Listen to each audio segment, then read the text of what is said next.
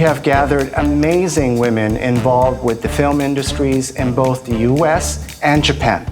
Let me just introduce it by saying that women have been involved in filmmaking, of course, in many roles, but it's also true that they've been extremely underrepresented in the industry.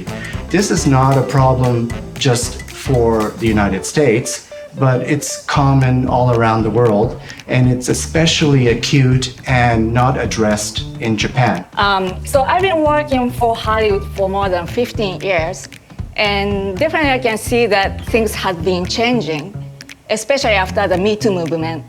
And I see more women on the set lately, and especially like the, normally male-dominant department, such as lighting and grips department. Even in those departments, I start to see women. My experience is mostly in the New York independent documentary scene, also like documentary in TV. I will never forget my first job. I had a female boss, and she was back at work 6 weeks after having twins with her twins. So she would be breastfeeding behind me as I edited for her. And I feel like that kind of thing is quite more common in the US than definitely in Japan. Mm-hmm. Like a big studios, there's like daycare system. Within the studio? Yeah, in a studio. Yeah, Japan can destroy a person's life. Even I heard, I've never been working in a Japanese office, but when you want a job, they say your boss, your male boss says like, maybe one day you're gonna have children and then you're gonna quit this office, right? That's the first thing they say. Yes. And I'm born and raised in Sweden, so I haven't really felt the same thing. But when I came to Japan, I felt that this is really weird. And this section is about women that impacted Japan's sense of beauty. Let me start by introducing Empress Suiko. Empress Suiko's reign from 593 AD to 628 AD was revolutionary in her commitment to attain a nation of peace. She embraced the teaching of Buddhism, then a new religion that was introduced to Japan from the Korean peninsula. She was also the first ever empress to rule any land in East Asia. She recognized that the beauty of Buddhist art had an important role to play in spreading this teaching of peace, and thus she became an active matron of the arts by promoting architecture and artwork that today is recognized as a World Heritage by UNESCO. The period of her rule is known as the Asuka period, the only age that is identified with its architecture and art. The next person is the artist Murasaki Shikibu. By the Heian period in early 11th century, when Murasaki Shikibu was creating what is called the first novel in the history of the world, The Tale of Genji, the position of women in Japanese society had declined. To achieve status, the only path open to women were those of refining their beauty and the art of poetry and storytelling. Her work inspired countless paintings by many artists throughout the ages and became a role model for women artists around the globe. She wrote about love and intrigue in universal themes that transcended the ages, and her stories are read by people all over the world. The next artist is Katsushika Owie. Active in the mid-18th century Edo period, Owie was the daughter of the famous Hokusai. She was a great artist that learned the art from her father. Art historians claim that she actually worked on most of the famous Hokusai's masterpieces as well, and some of her pieces hang in museums by his name. Her works show mastery of perspective and light and darkness. Her paintings and prints hang in great museums around the world. Here, you can see one of her masterpieces that illustrates the Yoshiwara red light district of Tokyo. The next artist we feature is Uemura Shoen. She is most well known for her bijinga, or drawings of beautiful Japanese women. Shoen was extremely popular, but also shunned by her male seniors and colleagues. She fought intense discrimination, but never gave up. She won a government prize, and her work was purchased for the government archives. She left a quote about her experience creating this work. I wanted to depict the unyielding female spirit that cannot be denied or harmed by anyone. My earnest desire is to create works of women like a fragrant gem, never vulgar, always pure. She eventually received a preeminent cultural medal from the Emperor of Japan.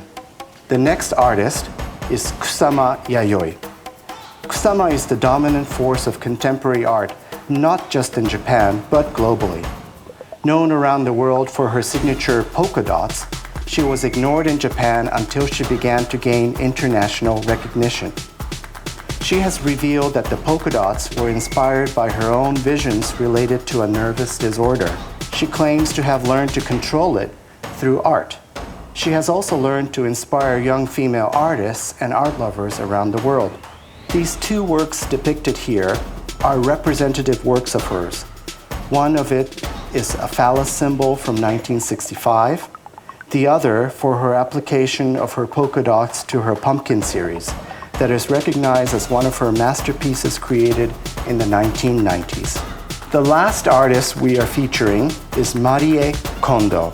Thanks to streaming and social media, she is known as KonMari, and she may be the most watched Japanese artist and expert consultant on the art of decluttering.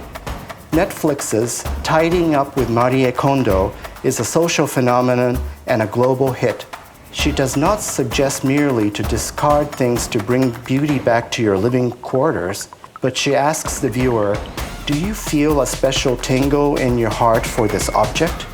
If not, let's get rid of it. Sam have also suggested that the world she creates is connected to Zen artistry. She helps bring calm and meditation to your space. Tidying up is now the representative art form of Japan. So there is this gap between it being these people being known overseas and not known in Japan. Really happy to hear that there were strong women several hundred years ago too. That's good to hear. But if you don't know about them, that's right. No. First, I didn't know about Hokusai's daughter. I also think that women's work sometimes isn't as well known is not as credited, even if it's important work. I think when I made this film about high school baseball, there was a lot of comments from in Japan and in the U.S. about the roles of women in my film.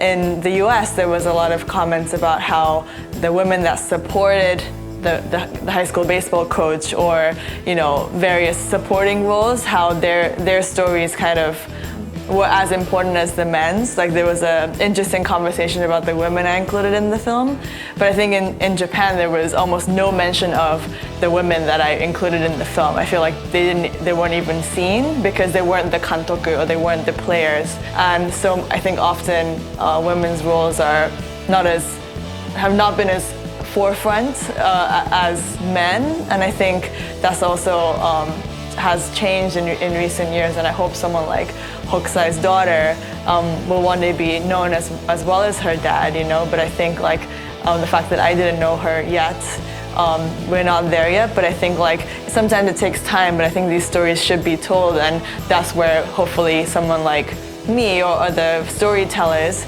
can, and I think now the stories that we choose to tell are really important. And I think now it's up to this generation of filmmakers to uncover stories about the past, to not only find stories that are happening in real time. Can you do something about this? Wonderful. Yeah, I started to get angry, I feel, because yes, beautiful, strong women, and nobody knows about it. Yeah, I think filmmakers can help introduce that type of women to the world.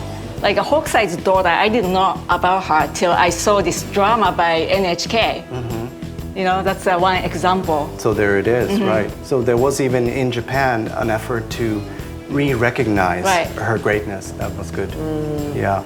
Maybe a rap artist can do a song about, so younger people wants to listen. You can do documentaries or movies or a song or something like that.